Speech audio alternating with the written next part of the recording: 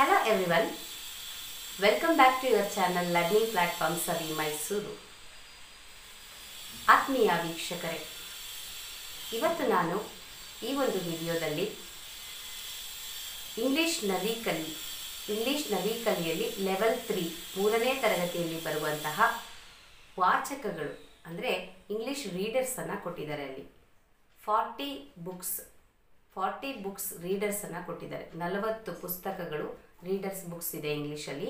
ಆ ಪುಸ್ತಕಗಳನ್ನು ಎಲ್ಲಿ ಬಳಸಬೇಕು, ಹೇಗೆ ಬಳಸಬೇಕು ಅಂತ ತಿಳಿಸ್ಕೊಡ್ತಾ ಇದ್ದೀನಿ. ಆತ್ಮೀಯ ಶಿಕ್ಷಕರೇ, ನಾವು ನಲಿಕಲಿ ತರಗತಿ ಅನ್ನೋದು ನಿಮಗೆಲ್ಲರಿಗೂ ಈಗಾಗಲೇ ಗೊತ್ತಿರೋ ಹಾಗೆ 80 ನಿಮಿಷದ ಅವಧಿ, 80 ಮಿನಿಟ್ಸ್ ಕ್ಲಾಸ್. ನಲಿಕಲಿ ಎಲ್ಲ ವಿಷಯದಲ್ಲೂ ನಾವು 80 ಮಿನಿಟ್ಸ್ ಕ್ಲಾಸನ್ನು ಮಾಡ್ತೀವಿ.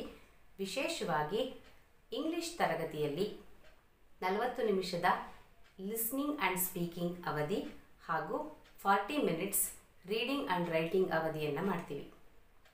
ನಾನಿವಾಗ ನಿಮಗೆ ತಿಳಿಸ್ಕೊಡ್ತಾ ಇರುವಂಥ ವಿಚಾರ, ರೀಡಿಂಗ್ ಆ್ಯಂಡ್ ರೈಟಿಂಗ್ ಪಾರ್ಟಲ್ಲಿ ನಾವು ಈ ಕೊಟ್ಟಿರುವಂತಹ ರೀಡರ್ಸ್ಗಳನ್ನು ಹೇಗೆ ಬಳಸೋದು ಅನ್ನೋ ಒಂದು ವಿಚಾರದ ಬಗ್ಗೆ ಹೇಳ್ತಾ ಇದ್ದೀನಿ.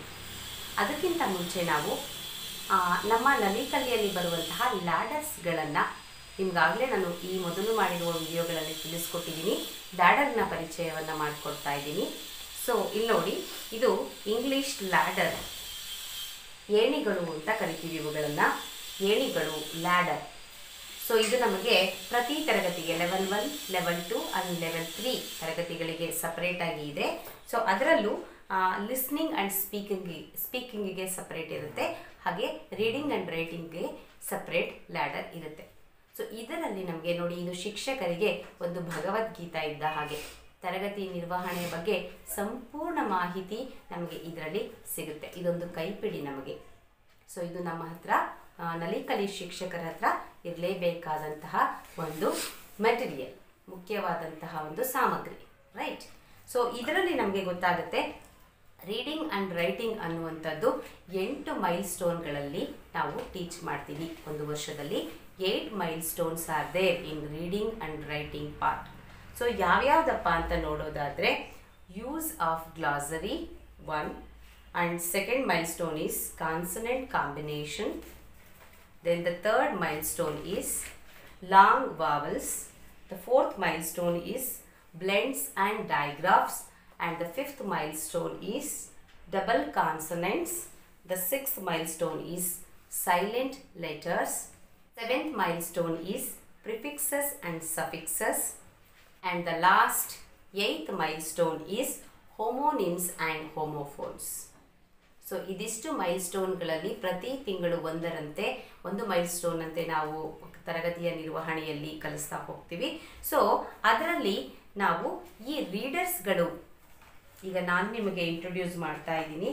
ಈ 40 ರೀಡರ್ಸ್ಗಳನ್ನು ಏನು ಇಲಾಖೆ ನಲಿಕಲಿ 3ನೇ ತರಗತಿ ಲೆವೆಲ್ 3 ಒಂದು ಕಿಟ್ಟಲ್ಲಿ ಈ 40 ರೀಡರ್ಸ್ಗಳನ್ನು ಏನು ಕೊಟ್ಟಿದ್ದಾರೋ, ಈ ರೀಡರ್ಸ್ಗಳನ್ನು ಹೇಗೆ ಬಳಸೋದು, ಎಲ್ಲಿ ಬಳಸೋದು ಅಂತ ಅಂದರೆ, ಸೊ ನಾನೀಗ ನಿಮಗೆ ಮೈಲ್ ಸ್ಟೋನ್ಗಳನ್ನು ತಿಳಿಸ್ದೆ.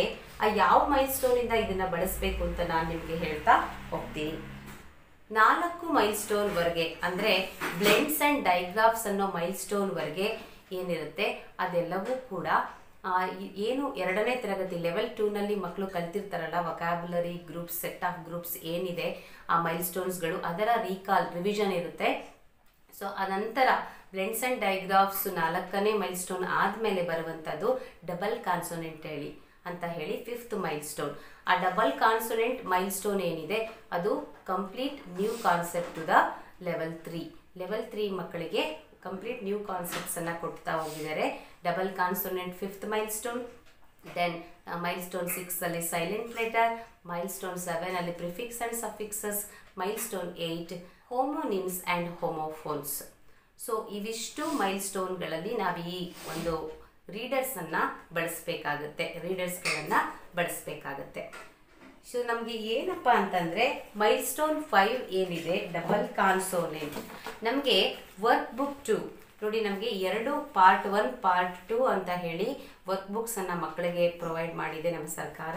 ಸೊ ಅದರಲ್ಲಿ ಪಾರ್ಟ್ 2 ವರ್ಕ್ ಬುಕ್ಕಲ್ಲಿ ನಮಗೆ ಎಲ್ಲಿಂದ ಸ್ಟಾರ್ಟ್ ಆಗುತ್ತಪ್ಪ ಅಂತಂತಂದರೆ, ಮೈಲ್ಸ್ಟೋನ್ 4 ಇಂದ ನಮಗೆ ಪಾರ್ಟ್ 2 ವರ್ಕ್ ಬುಕ್ ಸ್ಟಾರ್ಟ್ ಆಗುತ್ತೆ, ಬ್ಲೆಂಡ್ಸ್ ಅಂಡ್ ಡೈಗ್ರಾಫ್ಸ್ ಅಂತ ಹೇಳಿ. ಸೊ ಇದು ನಮಗೆ ರೀಕಾಲ್ ಆಗುತ್ತೆ, ಸೆಕೆಂಡ್ ಲೆವೆಲ್ 2ನಲ್ಲಿ ರೀಕಾಲ್ಸ್ ಪಾರ್ಟ್ ಆಗುತ್ತೆ. ನಾನು ಮೊದಲೇ ಹೇಳಿದಾಗೆ ನಮಗೆ ಮೈಲ್ಸ್ಟೋನ್ 5 ಇಂದ ಈ ಹೊಸ ಕಾನ್ಸೆಪ್ಟ್ಸ್ ಬರುವಂಥದ್ದು. ಮೈಲ್ಸ್ಟೋನ್ 5 ಇಂದ ನಾವು ಈ ಒಂದು ರೀಡರ್ಸ್ಗಳನ್ನು ಬಳಕೆಯನ್ನು ಮಾಡಬೇಕಾಗುತ್ತೆ. ಪೇಜ್ ನಂಬರ್ 50, ಪೇಜ್ ನಂಬರ್ 50ರಲ್ಲಿ ಒಂದು ಸ್ಟೋರಿಯ ಲಿಸ್ಟನ್ನು ಕೊಟ್ಟಿದ್ದಾರೆ. ಎಲ್ಲಿ ಬರುತ್ತೆ ಅಂದರೆ ರೀಡ್ ಅ ನ್ಯೂ ಸ್ಟೋರಿ ಅನ್ನೋ ಒಂದು ಬರಹದಲ್ಲಿ ನಮಗೆ ಬರುತ್ತೆ. ಇದು read and understand any one of the given stories ಅಂತ ಇದೆ.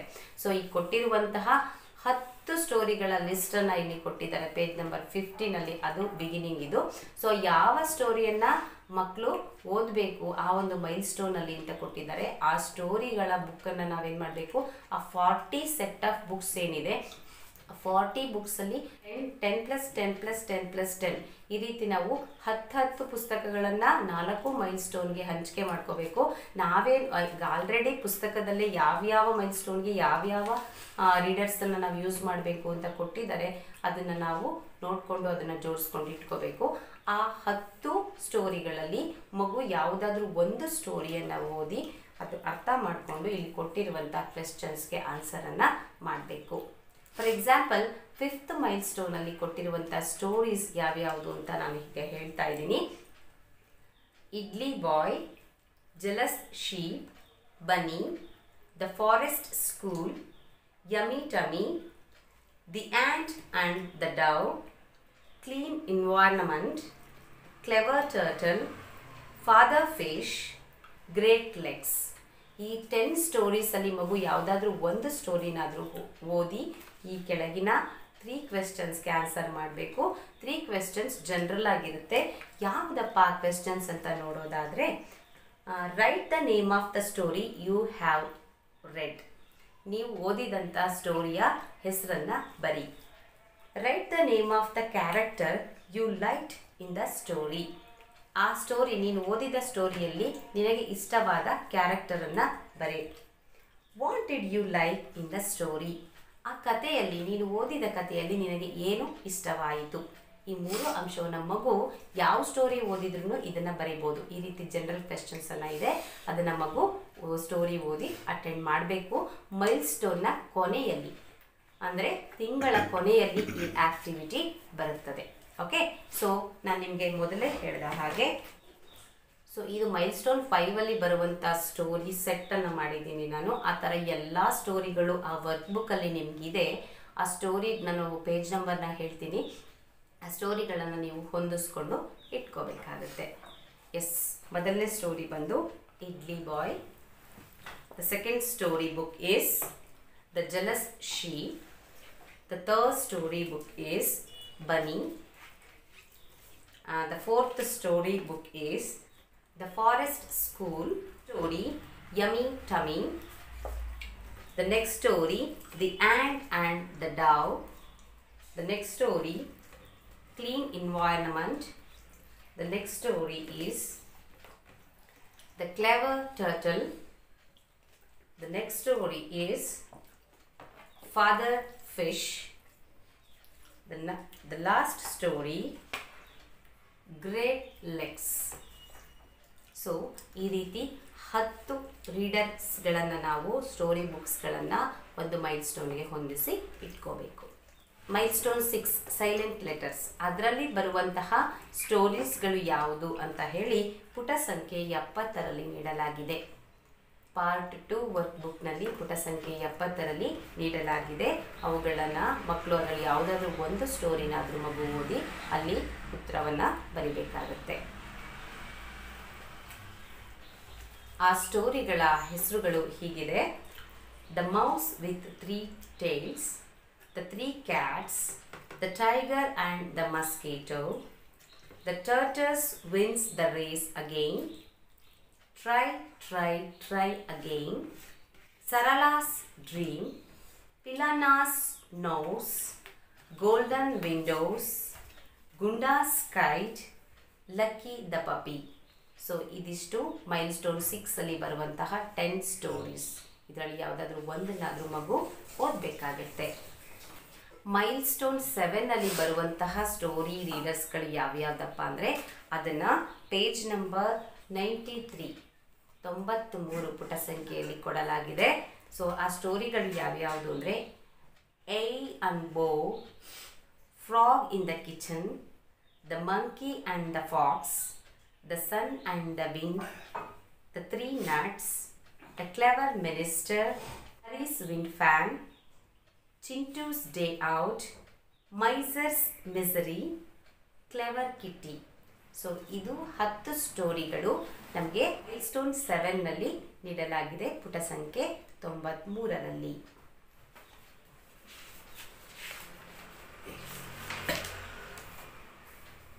The last milestone, milestone number 8, homonyms and homophones. ಅಲ್ಲಿ ಕೊಟ್ಟಿರುವ ಸ್ಟೋರಿಗಳು ಯಾವ್ಯಾವ್ದಪ್ಪ ಅಂತಂದರೆ ಸೊ ಅದು ಪುಟ ಸಂಖ್ಯೆ 114 ನಾವು ನೋಡಬಹುದು.